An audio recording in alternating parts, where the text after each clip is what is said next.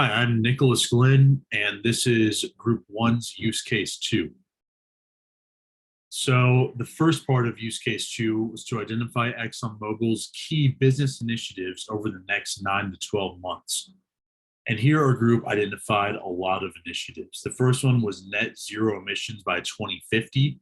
We have net zero greenhouse gas emissions at the Permian Basin in 2030, developing and deploying scalable technology solutions, reduce corporate-wide upstream GHG emissions intensity by 40 to 50% by 2030, investing in technologies that capture more than 90% of CO2, partnering with governments and academic institutions to research and develop biofuels, and developing and deploying scalable technology solutions.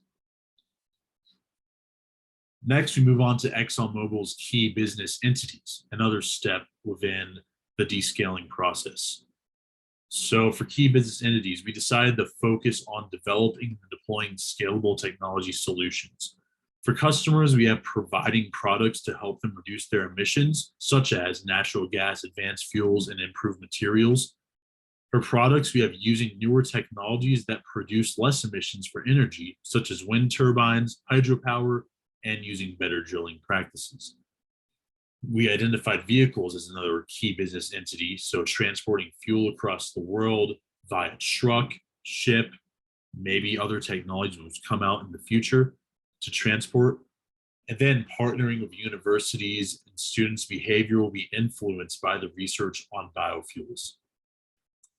The next part was ExxonMobil's key business decisions.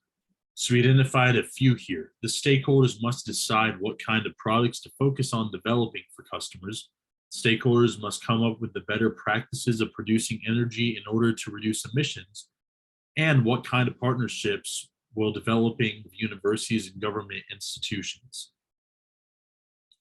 The last part here was grouping ExxonMobil's key business decisions into use cases. So we have 4 here: improving product selection, such as natural gas, lubricants, lightweight materials, and more, creating more renewable energy sources, improving drilling practices, and sponsoring universities' research departments. And that is it. Thank you for tuning in.